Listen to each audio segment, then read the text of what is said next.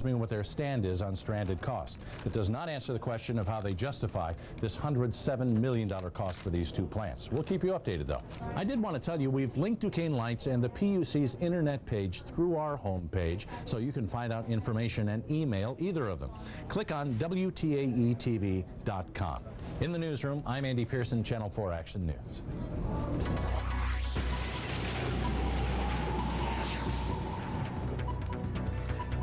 You know, a half an hour of sun, an hour of sun is not bad. We could use maybe, you know, like 5 hours. 2-3 hours of sun. What can you do? Maybe 60 degrees. How about that? Can you throw that in? I think we can add to that, although I don't know about 2-3 hours of sun. But nevertheless, we are going to be warming up over the weekend, and at least half of the weekend will remain dry.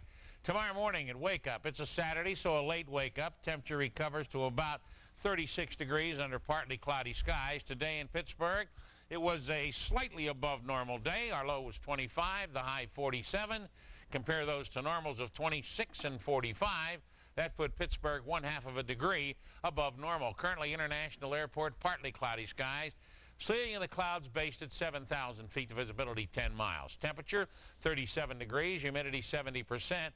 North-northwest surface wind at 7 miles per hour. Barometers falling 30.07 inches of mercury. Latest satellite picture in about 24 to 36 hours. California and down through central California and the west coast has more rain coming in. Meanwhile, storm developing into the Rockies will be heading eastward and into our future here over the weekend. Cloud cover to the south and southeast is moving off to the east, but more clouds through the southwest will gradually move northeastward into Pittsburgh and give us a rather cloudy weekend along with precipitation, but that should hold off until tomorrow night.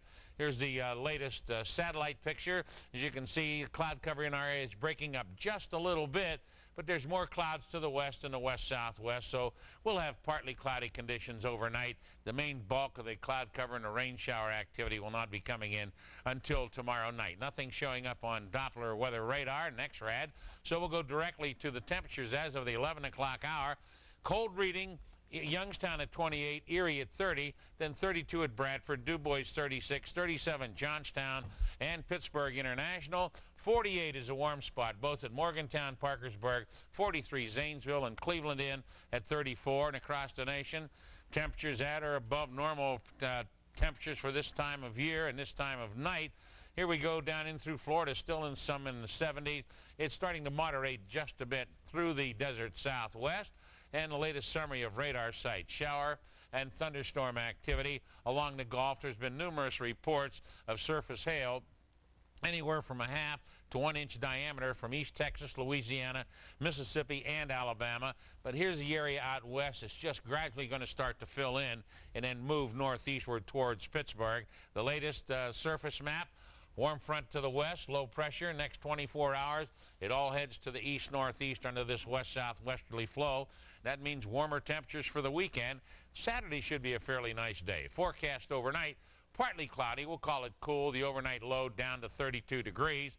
Now on Saturday, the way this will work, the low pressure center and a warm front down south gradually starts to move northeastward. And as it picks up moisture from the Gulf, clouds will be moving into the area through the day, but we'll have some breaks in the overcast. So during the day tomorrow, there will be some sunshine. And then the low by tomorrow night will be in through Missouri. And then on Sunday, this low will move northeast. And as the low moves northeast, the warm front will come with it. We'll get into the 60 range on Sunday. Not a steady rain day Sunday. Shower activity in and out, so not a steady rain event. Forecast for Saturday, variable cloudiness. We'll call it warmer tomorrow, up to 56 degrees, and that's about 10 degrees above normal. Saturday night, mostly cloudy, showers developing, a low of 46 degrees. Sunday, cloudy, breezy, and warm, with scattered showers Sunday, the high up to 62 degrees. Now on the extended for Monday, look for breezy conditions. It'll be turning cooler late in the day with scattered showers, a high of 50 degrees. Then on Tuesday, the Arctic front starts to move southeastward into the area, turn us colder. Mostly cloudy, cooler on Tuesday with flurries, 38 degrees for a high.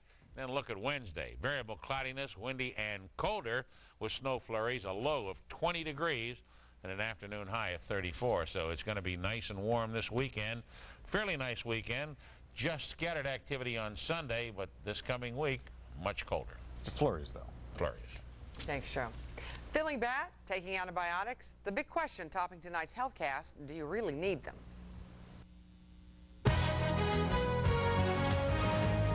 60% of patients with viral respiratory infections are prescribed antibiotics, according to a recent study. Antibiotics won't help viral infections and may kill weak bacteria, leaving stronger strains to become resistant. How do you know if your kid's stomach ache is real? Doctors say that cramps are caused by stress usually. They affect only the central abdomen and last up to 2 hours. But a fever, vomiting, and shifting pain demand a doctor's attention.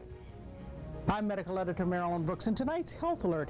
If you've got ankle, knee, hip, or lower back pain, it could be your feet and how they are or are not carrying the load. 80% of us have some kind of biomechanical problem of the foot that can lead to anything from shin splints to stress fractures. Sometimes orthotics can help. Doctors are now using a new 5-minute gait and pressure analysis test called FootMax to assess the way the patient walks, how much pressure is used, and how the foot is setting. The patient simply walks back and forth on a black pad. Electronics scan the foot 30 times a second. Results show up on a computer screen. Now, not everyone needs orthotics, but when they can correct the foot, when they can balance the patient, they can get rid of a lot of unnecessary aches and pains. The Steelers steal one from the New York Jets. I'll tell you about the newest Steeler that's coming up next in Action Sports. Plus, it's do or die time in Operation High School. Championship highlights next.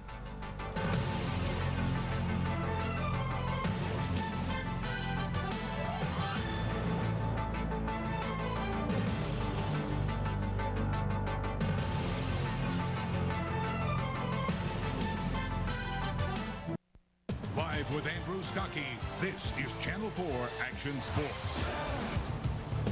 A lot of basketball to talk about tonight.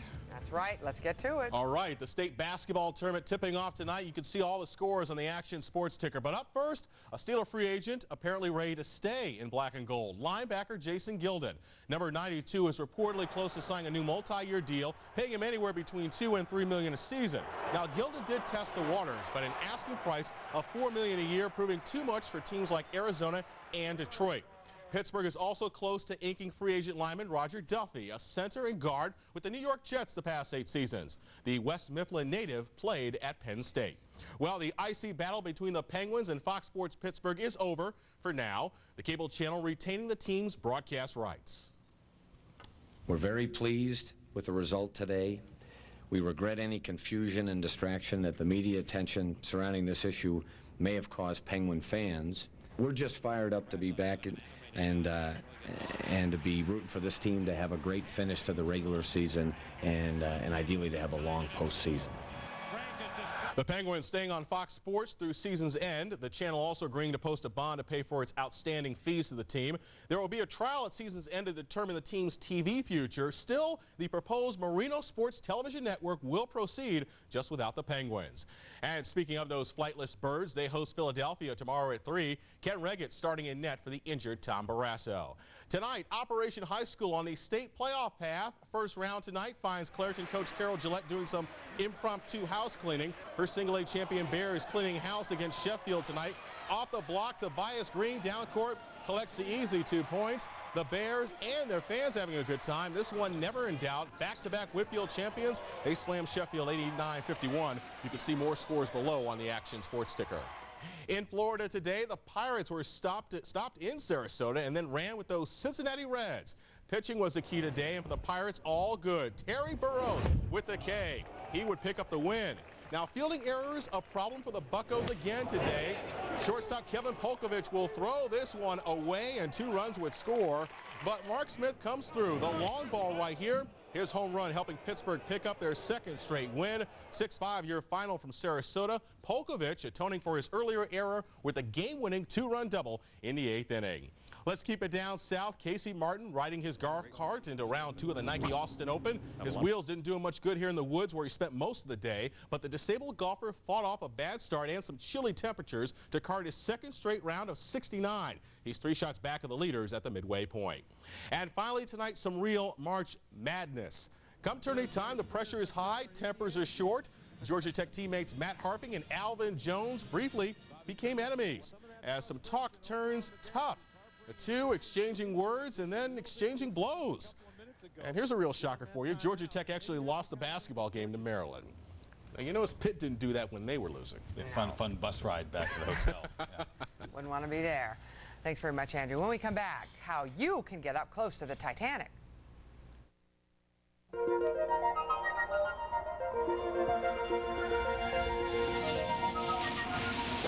Seven Springs has snow.